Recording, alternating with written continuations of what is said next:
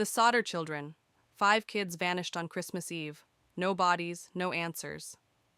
Hook on Christmas Eve 1945. 5 children vanished into thin air.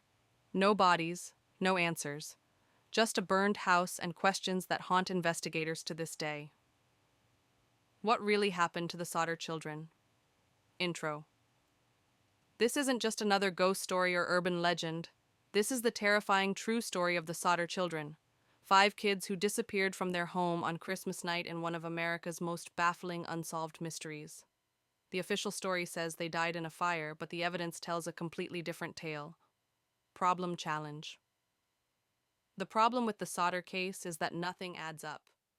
How could 5 children completely disappear from a house fire without leaving a single trace? Not bones, not teeth, nothing. And why were there so many strange events leading up to that night?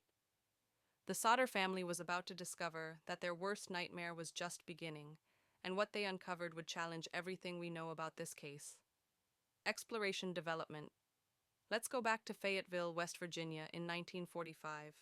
George Sodder, an Italian immigrant, and his wife Jenny were raising their 10 children in a modest 2-story home. George owned a successful trucking company, and the family was well respected in the community. But George had made some enemies due to his outspoken criticism of Italian dictator Benito Mussolini, which would later become a crucial detail in this mystery. On Christmas Eve 1945, the Sodder family celebrated the holiday together. Around 10 p.m., the older children went to bed while George and Jenny stayed up with their 2 youngest children, Sylvia and Marion. Jenny received a strange phone call that night. A woman on the other end asked for someone she didn't know, followed by what sounded like laughter and glasses clinking in the background. Jenny thought it was a wrong number and hung up. Later that night, Jenny was awakened by a noise on the roof.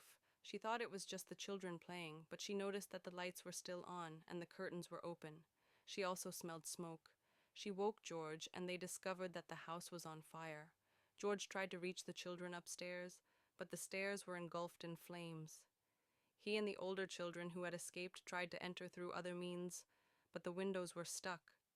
They even attempted to use their truck to knock down a wall, but the truck wouldn't start. Someone had tampered with it earlier that day. The fire department took hours to arrive, and by the time they got there, the house was completely destroyed. When the flames died down, George and Jenny made a horrifying discovery. There were no remains of their 5 missing children. Not bones, not teeth, nothing. The official explanation was that the fire had been so hot that it completely consumed the bodies, but George and Jenny refused to believe this. As they sifted through the ashes, they found something even more disturbing. Small bone fragments, but not enough to account for 5 children. They also discovered that their ladder, which they kept outside the house, was missing.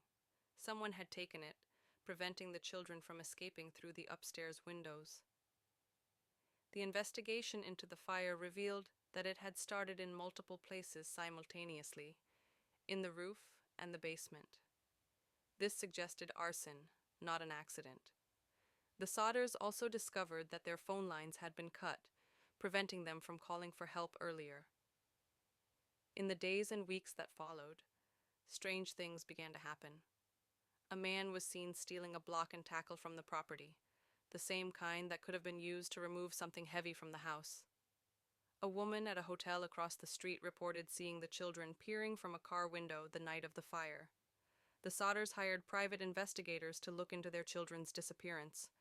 One investigator claimed to have tracked the children to Florida, where they were being held by a man who looked remarkably like George Sodder. The investigator even brought back a letter written by one of the children, but handwriting analysis was inconclusive. Years later, in 1967, Jenny received a mysterious photograph in the mail. It showed a young man in his 20s who bore a striking resemblance to Louis, one of the missing children. On the back was written, "Louis Sodder. I live in Florida. It's not safe here." The Sodders hired another private investigator to look into this lead, but he disappeared without a trace. The Sodders spent the rest of their lives searching for their children, putting up billboards with their pictures and offering rewards for information.